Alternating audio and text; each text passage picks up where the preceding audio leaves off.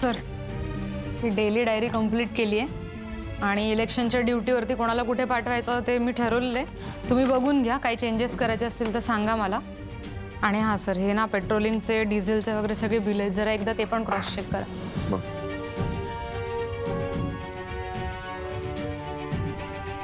काय झालं?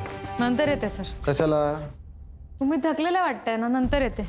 काही थकलेलं नाही मी, करतो मी. ठेव. मग एक महत्त्वाचं काम आहे, ते आधी करूया. ते चोरटीच्या एका स्केच आर्टिस्टनी हे स्केच पाठवलंय. म्हणजे आता ह्याला स्केच म्हणावं की नाही प्रश्नच आहे, फक्त डोळे आणि डोकं दिसते. आहे ना जमदडे, तुझा ना ॲटिट्यूड खूप चुकतोय हा कामाप्रती. मान्यच नाही मला हे. विषय असा आहे की आपणच असा निगेटिव्ह विचार करायला लागलो ना, मग कामं होत नाहीत. आपल्याला केस सापडला ना तरी त्या केसावरून गुन्हेगार गाठायचा असतो, शोधायचा असतो आपण. इथे तर तुझ्याकडे निम्म का होईना, पण डोळे आहे ना, अर्धा चेहरा तरी आहे ना. मग पहिल्यांदा आपलं हे स्केच म्हणायचं घ्यायला, हा कुठला ॲटिट्यूड आहे काम करण्याचा? Sorry sir. नीलांजना वर्मा त्यांच्या बहिणीचा खुनी आहे हा. विषय सिरियस आहे. ह्याचं काय करू पुढे? प्रिंटआउट काढ आणि इथं पिनअप कर.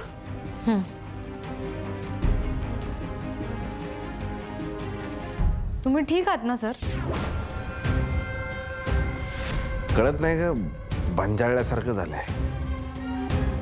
म्हणजे ते असं वाटतंय ना, ती रावणाची 10 तोंड नसतात का? एक तोंड मारलं का दुसरं येतं, दुसरं मारलं का तिसरं येतं.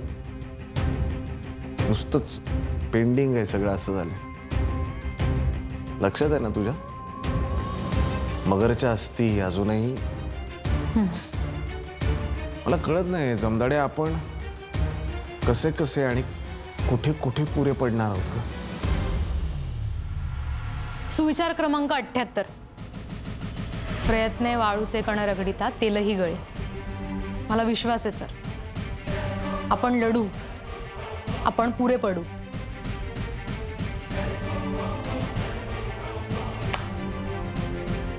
आपली टीम जुनी आहे सर. करतो मॅडम, कामच करतो.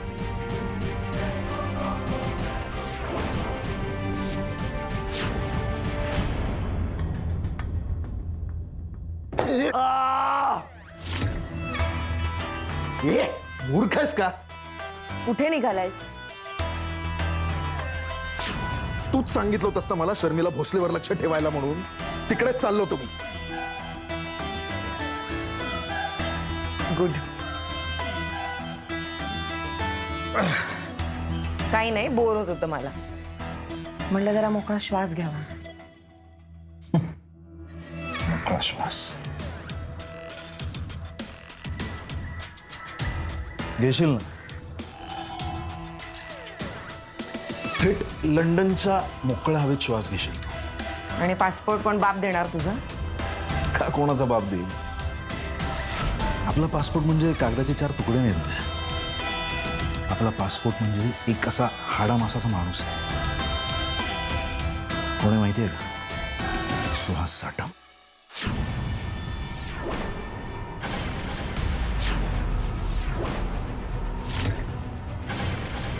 तुला काय वाटतं आपण त्याची ऑफर का स्वीकारली असेल? का आपण सुपारी किलर थोडीच आहोत, सिरियल किलर असं काही नाही ना. तिच्याबरोबर फक्त आपली पर्सनल खुन्नस आहे आणि तशीच त्याची पण आपल्यावर. शत्रूचा शत्रू मित्र आणि होणारा मुख्यमंत्री. आणि मुख्यमंत्री नाही जरी झाला तरी ॲटलिस्ट आमदार तरी होणारच. त्याच्याकडे जायचं आणि फक्त आपल्याला काय बोलायचं माहिती आहे का? की भाऊ, आपण तुझं काम कर, आपल्याला फक्त या देशाच्या बाहेर काढ. सिम्पल. मग आपण आपलं आपलं जगायला मोकळे. कधी कधी वाटतं पुन्हा तुझ्या प्रेमात पडावं. पड ना प्लीज. आणि काय पुन्हा मार खाऊ तुझा? आणि खरंच निघ निघ, चल चल निघ आता.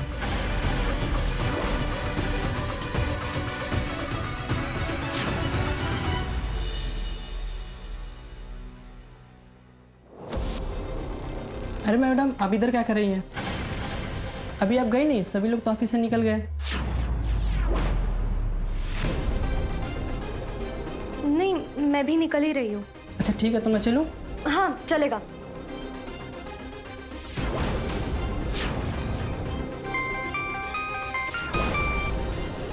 हां बोल ग. सगळे निघालेत ऑफिसमधून, मी एकटीच आहे. मी आता घुसेन रॉबिनच्या केबिनमध्ये. मी येऊ का? नाही नको, तू घरीच थांब. अगं मी येतो ना तिथे. ऐक माझं बाबा, मी करेन हँडल. फक्त तू एक काम कर, मी ना तुला एक फोन नंबर पाठवेन. त्या नंबरवर एक 15 मिनिटात कॉल कर फक्त. का? सगळं सांगते नंतर, आता घाई आहे. हा तेवढं कर फक्त. ऐक ऐक ऐक ऐक एक मिनटं. सानिया, तुला माहिती आहे ना हा केवढा मोठा धोका पत्करतेस तू. काळजी घेशील ना बाबा? हो बाबा, नको काळजी करूस तू, मी करेन हँडल. हां बी अलर्ट. चल.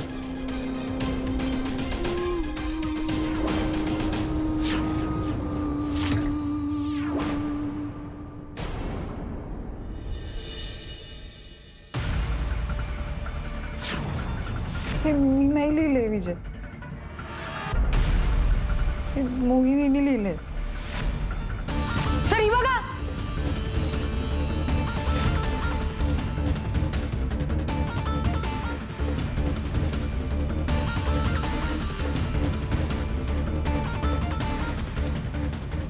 Sorry extremely sorry. मी माझ्या माणसाने इतकंही स्वतःच्या नादात असू नये की समोरून येणारी महत्वाची व्यक्ती आणि धोका दोन्हीही दिसणारच नाही. नशिबाने तू महत्वाची व्यक्ती आहेस, धोका नाही. नाही? मोहिनी आली होती म्हणे. आता हे मला आधीच कळलं म्हणजे मी गद्दार. ही टेप परत वाजवू नकोस. इथे पोलीस स्टेशनमध्ये सगळेच बोलतायत, त्यामुळे मला इथूनच कळलं. सलमान म्हणाला. आली होती. आणि आणि काय नाही, म्हणजे हँडल न करण्यासारखं काय नाही. तू सगळंच हँडल करशील रे, I am sure about it. पण घरात बाकीची माणसं पण असतात ना. नाही, त्यांना काय आता माझ्यामुळे टेन्शन घ्यायची सवयच झाली. काय बोल. नाही पण तुझं तसं नसेल ना. आय मीन गजेंद्र हवालदार. काय म्हणाली? काय? कोण? मोहिनी? मोहिनी. हो अर्थात, सदिच्छा भेट द्यायला नक्की झाली नसेल. मोहिनी सदिच्छा भेट काय संबंध आहे का? खरं तर मोहिनी मला मारून टाकायला आली होती. किमान तिला मला त्रास द्यायचा होता, पण त्या दोन्ही गोष्टी झाल्या नाही, कारण मी नव्हतोच. काय गंमत असते बघ ना यार, माणसाच्या भावना ना एकमेकांमध्ये अशा गुंतलेल्या असतात. म्हणजे कधी कधी माणूस खूप रडतो तेव्हाही त्याच्या डोळ्यातून अश्रू येतात. कधी कधी माणूस खूप हसतो तेव्हाही त्याच्या डोळ्यातून अश्रू येतात. म्हणजे बघा, एक इमोशन दुसरी इमोशन अशा पटापट चेंज होऊ शकतात. तसं आहे मोहिनीचं. तिने एक काळ होता जेव्हा खूप प्रेम केलं, एक्स्ट्रीम, आणि आता एक्स्ट्रीम द्वेष. मारून जीवावर उठली आहे माझ्या. आणि मला विचारशील तर मला कळतच नाही यार, माझं काय चुकलंय. खरं तर चुकीचं ती वागली माझ्याशी, माझ्या घरच्यांची, सगळ्यांची. सगळं वाईट जे काही होतं ते तिने केलं. जीवावर उठली होती तेव्हाही, आत्ताही. ठीक आहे ना, माझ्याकडून कळत नकळत काही चुका झाल्या असतील, पण ह्या ज्या काही कळत नकळत चुका घडल्या याची शिक्षा म्हणून माझ्या आयुष्यातल्या ह्या बायका माझ्या जीवावर उठल्यात. काय करायचं या बायकांचं? घाबरायचं, त्यांना घाबरायचं. दुखावल्या गेलेल्या बायकांना चुपचाप घाबरायचं विजय. Hell hath no fury like a woman's scorn. 17व्या शतकातलं फार जगप्रसिद्ध वाक्य आहे. दुखावली गेलेली स्त्री ही नरकापेक्षा भयानक असते. तुला एक सल्ला देते. एक वेळ एखादा गंभीर आजार पूर्ण बरा हो. एक वेळ एखादी गरीब व्यक्ती एका रात्रीत श्रीमंत होईल. एक वेळ अडाणी माणूस 5-5 पदव्या घेईल. एक वेळेस जीवाचे दुश्मन चांगले मित्र बनतील. पण ज्या बाईचा इगो दुखावला गेलाय, तिच्या भावनांना तडा गेलाय, आणि ज्या बाईला सूड घ्यायचाच आहे, त्या बाईचा राग कशानेही जाऊ शकत नाही विजय. दुखावली गेलेली स्त्री जगातली सगळ्यात भीतीदायक प्राणी असते. डेंजरस.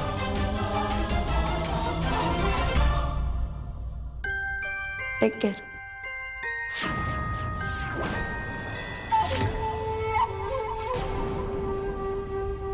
दादा दादा मला जरा रॉबिन मॅडमच्या केबिनचं दार उघडून द्या ना. कशाला? माझं ना चार्जर राहिलंय खरं तर, आणि आत्ता नाही मिळालं ना तर खूप प्रॉब्लेम होईल. त्या मॅडम बाहेर गेल्यात ना आणि काही दिवस येणार नाहीयेत म्हणून. कधी? त्यांनी तर काही सांगितलं नाही मला. मला सांगितलं काल, गडबडीत राहिलं असेल. मला एक 5 मिनिटं उघडून द्या ना, मी पटकन घेते चार्जर. चार्जर घ्यायला 5 मिनिटं? बरं 2 मिनिटासाठी उघडून द्या. हवं तर थांबा ना तुम्ही तिकडे. हा, मी चार्जर घेते आणि लगेच निघूया. अहो दादा, ते नवीन चार्जर खूप महाग पडेल हो मला. बाबा ओरडतील खूप. प्लीज दादा 2 मिनिटासाठी उघडून द्या, मी पटकन घेते चार्जर प्लीज.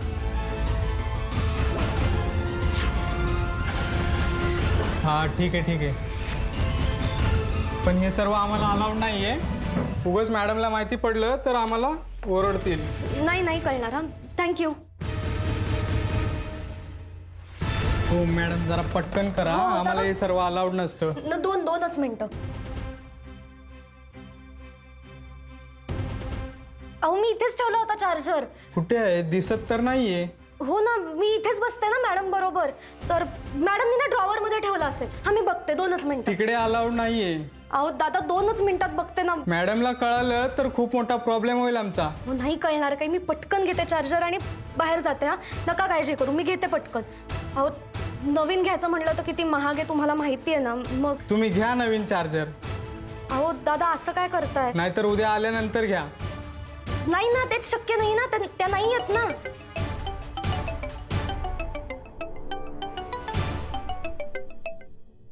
हेलो. हाँ हेलो. कौन बोल रहा है? अरे कुरियर सर्विस, कुरियर हेलो. आवाज नाही आ रही. Courier service. हॅलो. तुम्ही या बाहेर या लवकर या. हॅलो.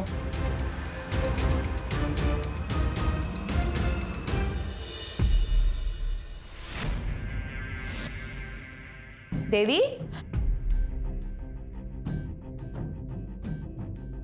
काय ग आज धड जेवली नाहीस? अगं आत्या, इतकी माती खाल्ली आहे ना आज मी की माझी भूकच मेली आहे. हे बघ, तो विषय आता बंद. त्याच्यावर बोलायचंच नाही मुळी. अगं आत्या, न बोलून ते डोक्यातून जाणार आहे का मला सांग? ती मोहिनी परत आली तर काय करायचं आपण? तर ती धड परत जाणार नाही हे आपल्याला बघावं लागेल. मी जाते आतमध्ये, गाणी ऐकत बसते. तुझं झालं की सगळे दिवे वगैरे सगळे व्यवस्थित बंद करून आतमध्ये झोपायला ये, कळलं?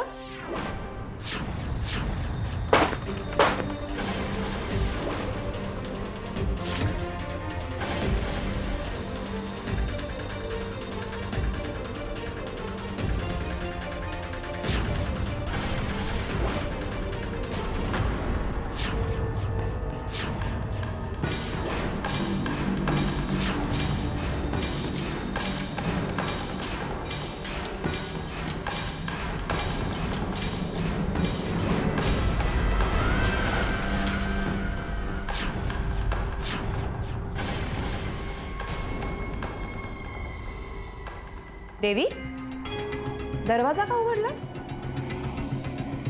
अगं आवाज झाला काहीतरी. कसला आवाज? कोणी आहे का तिथे बाहेर? कोणीच नाहीये. मग दार लावून घे व्यवस्थित आणि झोपायलाच आहे.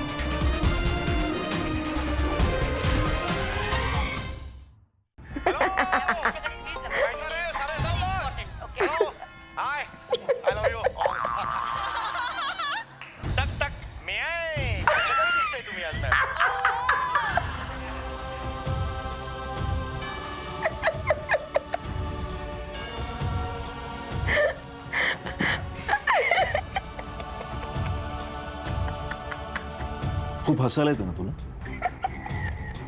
एक गंमत सांगू का? तुला अजून खूप जास्त हसायला येईल. तू बेअक्कल आहेस. ते आवाज खाली खाली. मोहिनी, तू ना प्रेम बिम करत नको जाऊस. नाही जमत तुला. जास्त बोलू नको, इकडचं तोंड तिकडे करून ठेवेन. का बोचलं? खरं बोललो म्हणून लगेच बोचलं का तुला? इकडचं थोबड तिकडं करेन म्हणे. प्रेमात माणूस आपल्या माणसाला ओळखतो, जसं मी तुला ओळखतो. पण तू मला नाही ओळखलं, त्या विजय भोसलेला ओळखलंस. काय बोलतोस तू? म्हणजे तुला असं वाटलं होतं ना की तो विजय भोसले त्याच्या आईला कुठेतरी पार्सल करेल म्हणे, शिफ्ट करेल. असं काहीच झालं नाही. का? तूच मला म्हणाली होतीस ना, तो विजय भोसले वाघ, तसा शेपूट बिपूट घालून घाबरून असं कोपऱ्यात जाऊन का बसेल. आणि त्याची आई पण ती त्याच घरात आहे, कुठेच गेली नाही. मागच्या वेळेस तू मला बोलली होतीस ना की हे तुझ्याकडे आहे म्हणून. आता त्याच भागाचा जरा वापर करून मला सांगा, आता मी काय करायचं.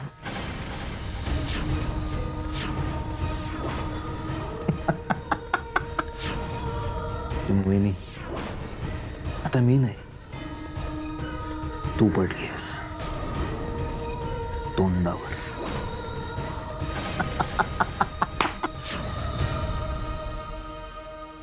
सो आता हे ऑफिशियल आहे की किल्वर गँग पुन्हा ऍक्टिव्ह झाली. Yes madam. आणि यावेळी त्यांची हेड कुणीतरी बाई आहे. मॅडम आत्ता कन्फर्म नाही सांगू शकत. का? तुम्हीच म्हणालात ना की त्यांची हेड कोणीतरी बाई आहे म्हणून. हां, पण तरी आपण इतक्या लवकर असं निष्कर्षावर नको येऊया. का? कारण मॅडम काय, किल्वर गँग जी वेंगसरकरांची किल्वर गँग होती ती जेव्हा पकडली गेली त्यानंतर खूप वेळा असं झालं की तो त्या किल्वर गँग तयार झाल्या, त्यांनी ड्रग रॅकेट चालवले. त्यामुळे कन्फर्म नाही आहे. हो, पण आत्ता आपल्याला जे सापडलंय त्याचा फॉर्म्युला किल्वर गँगच्या किलबिलशी मिळता जुळत आहे. पण तरी हो, शंकेला जागा आहे मॅडम. ती कशी? नाही, कारण मॅडम ही किल्वर गँगची स्टाईल नाही आहे. म्हणजे तुम्हाला सांगतो ना, ती जी कोणी बाई आहे ती त्या जोसेफला भेटली ना, डायरेक्ट भेटली ना, इथेच पाणी मुरत आहे. ही स्टाईलच नाही त्यांची. म्हणजे एक्झॅक्टली कशी? Please explain. वेंगसरकरांची जी किल्वर गँग होती त्या किल्वर गँगचा ॲसेट काय होतं माहिती आहे मॅडम? पैसा किंवा त्यांचा धाक, दहशत ना, त्यांची गुप्तता. इतका गुप्तपणे कारभार चालायचा ना मॅडम, म्हणजे मी सांगितलं तर तुम्हाला धक्का बसेल. आता वेंगसरकर हे किल्वर होते हे अर्थात आम्हाला नंतर कळलं, पण तोपर्यंत आम्ही कुणाला रिपोर्टिंग करत होतो किल्वर गँगचं? वेंगसरकरांना. म्हणजे खुद्द किल्वरलाच आम्ही रिपोर्टिंग करत होतो की किल्वर गँग आम्ही कशी पकडतोय. इतकी गुप्तता होती मॅडम. आता ह्याचे खूप फायदे झाले वेंगसरकरांना. त्यातला एक फायदा म्हणजे किल्वर कोण आहे हे अजिबातच, म्हणजे याबद्दल शक्यता शंका असं काहीच नसल्यामुळे किल्वर तुमच्या शेजारी बसून जेवत असेल ना तरी तुम्हाला कळणार नाही की हा माणूस किल्वर आहे. तुमच्या बाबतीत नाही. कळलं? इतकी गुप्तता. दुसरा फायदा म्हणजे डिपार्टमेंटमध्येच ते असल्यामुळे डिपार्टमेंटमधला कोण माणूस गद्दार आहे किंवा कोणाला गद्दार बनवू शकतो अशा दोन्ही तिन्ही गोष्टी वेंगसरकर हँडल करू शकत होते. कुणाला कधी वापरायचं, कसं वापरायचं हे डिपार्टमेंटमध्ये राहून त्यांना मॅनेज करता येत होतं. आणि सगळ्यात महत्त्वाची गोष्ट मॅडम, वेंगसरकर स्वतःच डिपार्टमेंटचे हेड असल्यामुळे आमचा शत्रू नेमका कोण हे आम्हालाच माहित नव्हतं ना, कारण त्यांच्यावर तर आम्ही शंका घेऊ शकत नव्हतो. मगर असते ना मगर, तसं प्रकरण होतं ती किल्वर गँग. मगरीचे ते सुळे किंवा मगर अशी कुरूप दिसते ह्यामुळे आपण तिला घाबरत नाही मॅडम. आपण का घाबरतो? कारण पाण्याखाली मगर नेमकी कुठे असते हेच आपल्याला माहित नसतं. वेंगसरकर किलवर असताना एकाच व्यक्तीच्या समोर आले होते मॅडम. आणि ती व्यक्ती म्हणजे चारू गाला. आता या जोसेफला भेटलेली ही जी कोण बाई आहे ना, कदाचित ही बाई या नवीन किलवर गँगची चारू गाला आहे.